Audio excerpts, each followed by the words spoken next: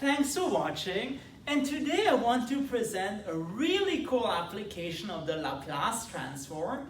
Namely, I want to show you how to use the Laplace transform to transform the wave equation into a heat equation. So that's pretty impressive in my opinion. And by the way, if you want to see more Laplace transform videos, please make sure to check out Flammy's channel because he has lots of videos on them. Okay, I want to say Papa Flammy, but I am older. But then black pen, red pen would be Grandpa Flammy. I don't know. Anyway, we're close. Fine. Okay. So first of all, what kind of Laplace transform am I using there? So if you have a function u of xt, so suppose u is u of xt, my definition is the Laplace transform of u of x is the integral from 0 to infinity u of xs e of minus lambda s squared ds. I don't know the other definitions, but this is the one I'm using. And by the way, I don't know anything about Laplace transformations except for this problem. So again,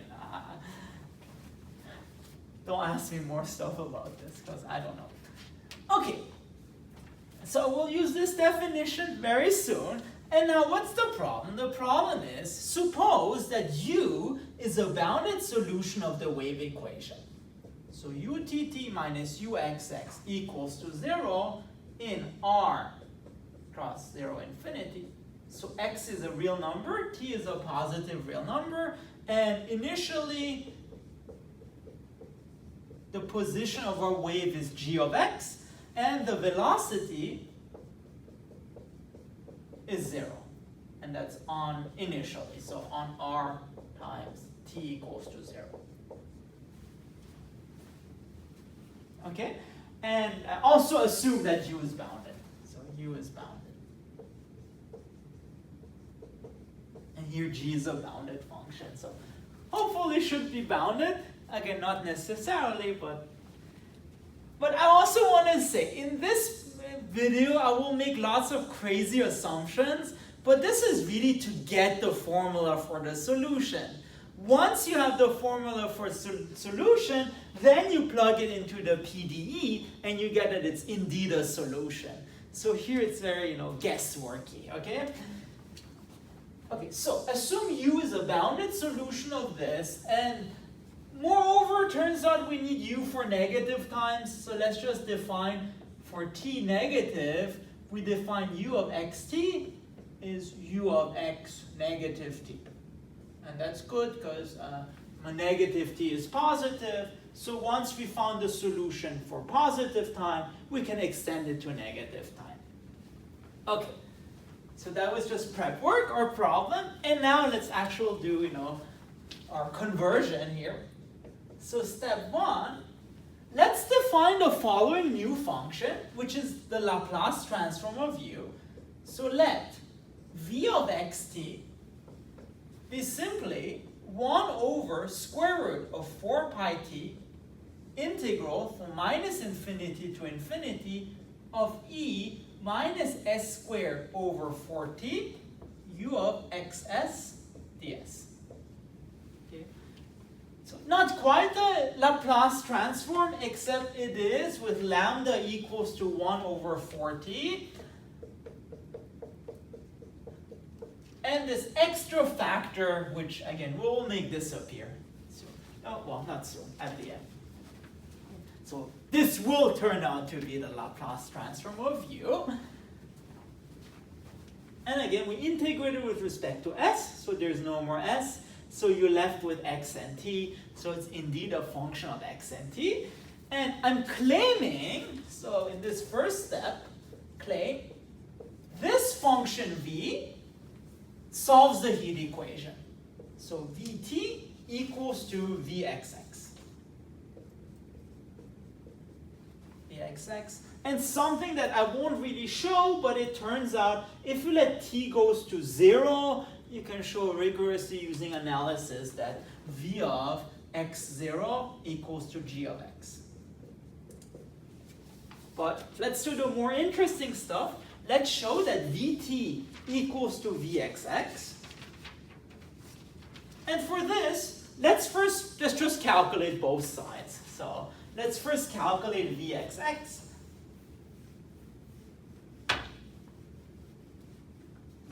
So Vxx equals to this thing differentiated with respect to x. So this doesn't depend on x, so it's a constant. So 1 over 4 pi t. And again, this function goes to 0 very fast, and this is presumably smooth. So we're gonna just put the derivative inside the integral. I know, oh no, but as I said, our goal is just to find a formula for a solution. Then you'll see later it's easy to check that it solves the PDE. So 1 over square root of 4 pi t, integral from minus infinity to infinity. This also doesn't depend on x, so e of minus s squared over 4t, and then uxx, xs ds. Okay, and here's the most important thing about PDEs that a lot of people forget. I forget it as well. If you're dealing with a PDE, use the PDE. I almost wanted to put a swear word, but use the PDE, okay? Because otherwise your result is not true. Because it really, it's sort of every equation tells a story, and you have to use that story. In particular, what we know is that u solves the wave equation. So uxx is utt. In other words, u differentiated twice with respect to the first variable is u differentiated twice with respect to the second variable. So utt is uss. Okay. So this becomes 1 over square root of 4 pi t, integral from minus infinity to infinity, e of minus s squared over 4t, uss ds. I know, you want to put USSR, but this is not polar coordinates. So, Why did I do this? Because you integrate with respect to s, so this is a perfect time to integrate by parts. Okay? So you integrate by parts. And here's another thing. So, as I said, this is not very rigorous. We want to, at the end, get a formula for the solution. So in particular, let's simplify our work a little bit. Let's assume that the boundary terms are 0. And this makes sense because at infinity, this goes to 0 pretty fast. And we can assume that at least, it goes faster than US, than the US, okay? So assume that, at least u has bounded derivatives or something. So assume that there are no boundary terms, then just integrate by parts. So it's minus 1 over square root of 4 pi t, integral from minus infinity to infinity, e of minus s squared over 4ts, USA, okay, us ds. And then differentiate this. Again, very heuristically, okay. So it's minus 1 over square root of 4 pi t, integral from minus infinity to infinity of, so derivative of this with respect to s. So use the Chen loop again. So minus 2s over 4t, e of minus s squared over 4t, us ds. And this simplifies a little bit, so the minus becomes plus. Let me just double check. Yes, all right, and then we're left with, for example, so this 2 over 4t, it becomes 1 over 2t, so 1 over 2t, okay, square root of 4 pi t, integral from minus infinity to infinity of s e of minus s squared over 4t, and then us ds. And again, let's integrate by parts one more time, and again, assume there are no boundary terms, so IBP. And you left with, so minus 1 over 2t square root of 4 pi t, integral from minus infinity to infinity of s e of minus s squared over 4t s u ds. And now let's just use the product rule quickly.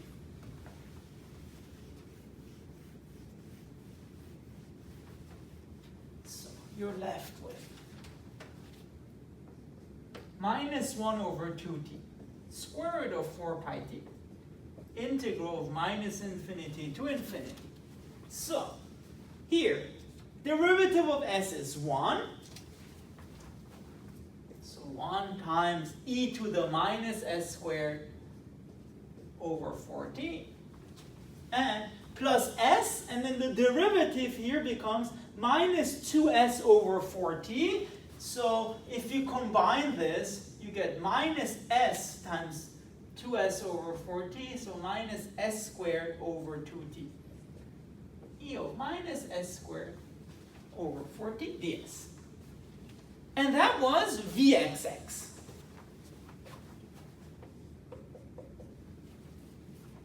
On the other hand, now let's calculate vt. So I'd like to remind you what was v. V was 1 over square root of 4 pi t, integral from minus infinity to infinity, e of minus s squared over 4t, u of xs ds. Okay. Now let's take this and differentiate it with respect to t. I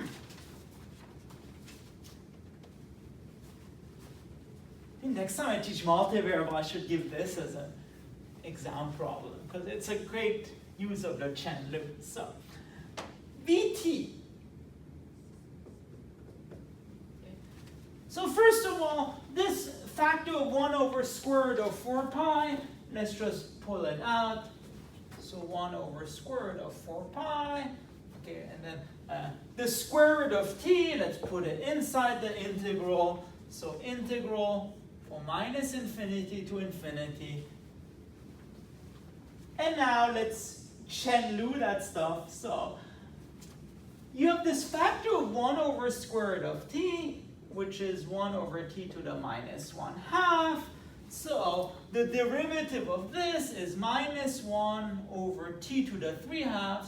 So t squared of t, e to the minus s squared over 4t. And plus, now, 1 over square root of t, the stuff you don't differentiate. And now you differentiate this sucker with respect to t. So minus s squared. So if you want s squared over 4, 1 over t is minus 1 over t squared. So 1 over t squared. So 4t squared. And that factor e of minus s squared over 4t. And all this multiplied by u, and there's no t here, so we're good. So u ds.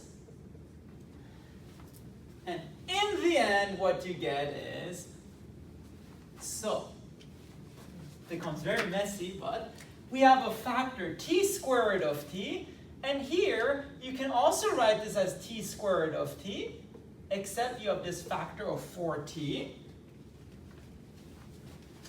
So in fact, this becomes 1 over square root of 4 pi. In fact, let's pull out a factor of minus 1 over 2t square root of t, and you're left with integral from minus infinity to infinity of e of minus s squared over 4t, and then we have minus 1 over 2t s squared e of minus s squared over 4t u ds. So I'm just cleaning this up a little bit, and you're left with minus 1 over 2t square root of 4 pi t. integral from minus infinity to infinity of 1 minus s squared over 2t e of minus s squared over 4t u ds. Which is the same thing as here, but except I forgot this u. Remember USA, right? There was this u in the end. And so indeed, we get that those two expressions are the same, and so indeed Vt equals to Vxx. So V indeed solves the heat equation. All right, so what have we shown so far? We've shown that if V of xt equals to 1 over square root of 4 pi t integral of minus infinity to infinity e of minus s squared over 4t u of xs ds. If we define V that way, then V solves Vt equals to Vxx and Vx0 equals to g of x. So V solves the heat equation with initial condition g.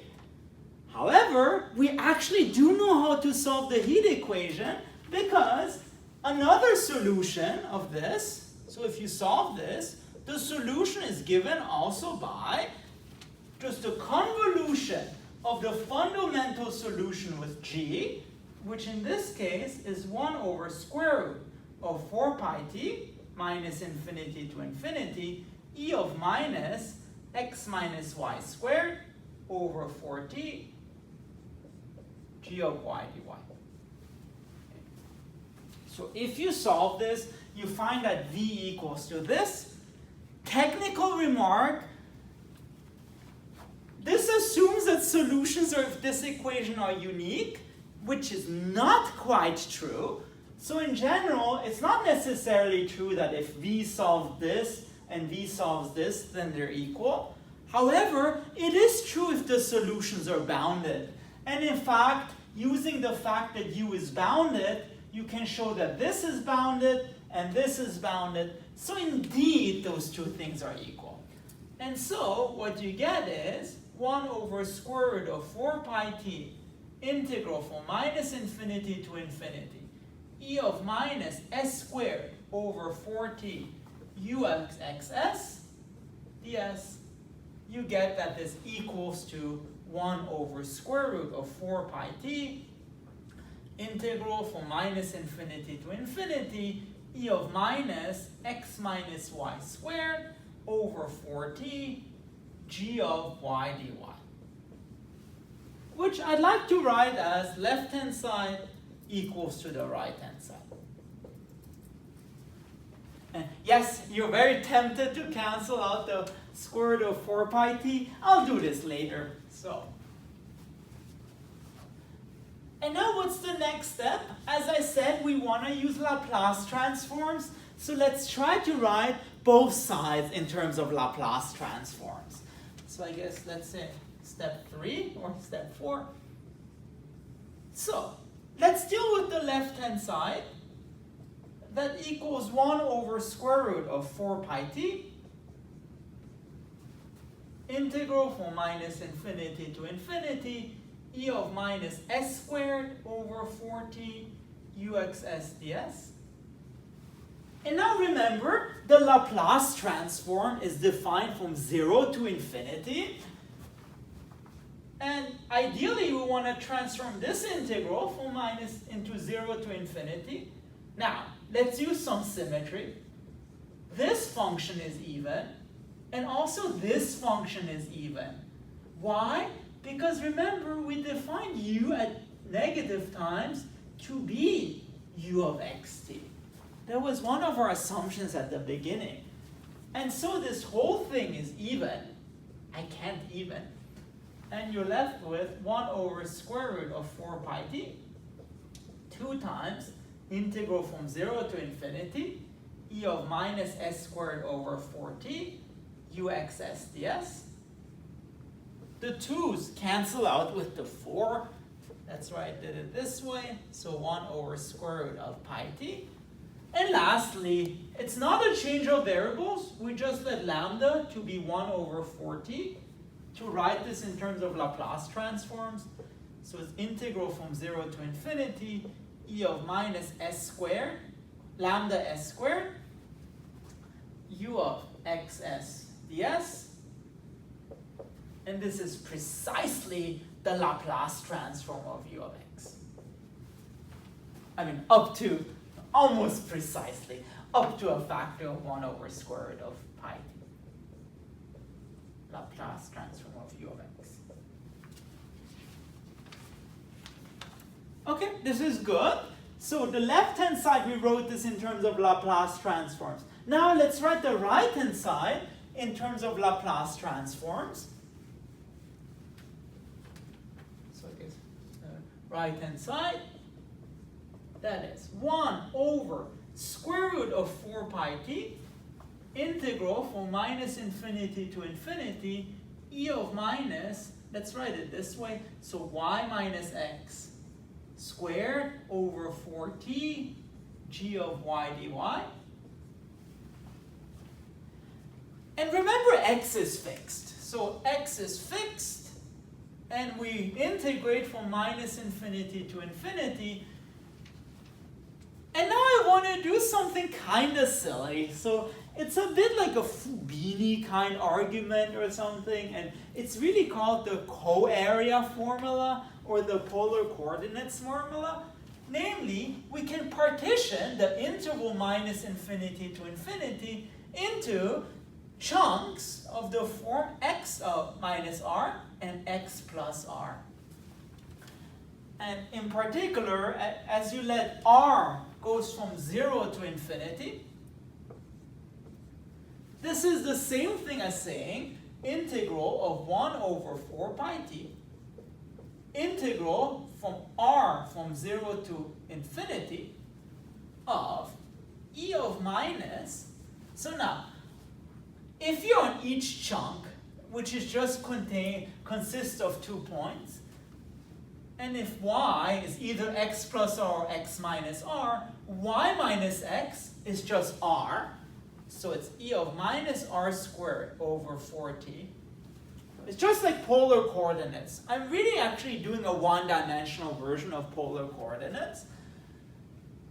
And then, so you integrate with respect to r, and you integrate with respect to an angle. So I guess one way to write this is you integrate literally over the set x minus t, x plus t of g of y with the surface measure on that point.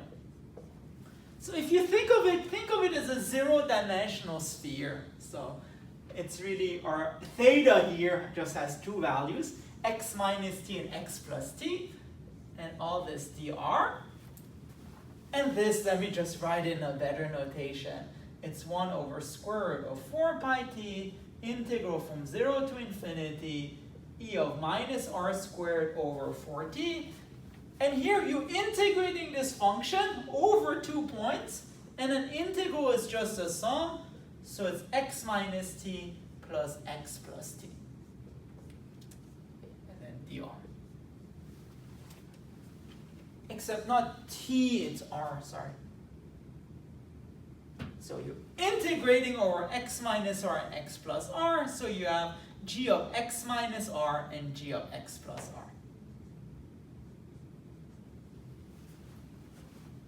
Okay, this is all in good, and let's just rewrite this a little bit more. So, because we want to get rid of the 4, let's multiply and divide by 2. And the 2's cancel out with this 4, and at the end we're left with 1 over square root of pi t. By the way, all this is actually completely rigorous, but it seems weird here because they're in 1 dimensions, but in higher dimensions this becomes a bit clearer. But then you're left with 1 over square root of pi t, integral from 0 to infinity, e of minus r squared over 4t. And this whole thing, let's call this g of xr. g of xr dr. And again, for future reference, let me write that g of xr is defined to be 1/2 of g of x minus r plus g of x plus r. Okay. And lastly, we want to write this in terms of Laplace transform. So as before, let lambda be 1/4t, and you're left with 1/square root of pi t, integral from 0 to infinity, e of minus r squared over lambda r squared, right? R squared g of xr dr.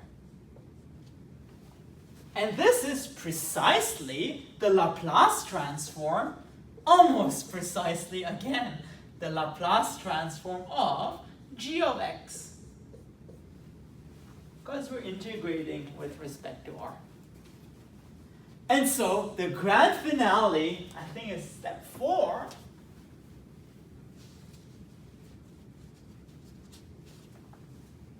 What did we get?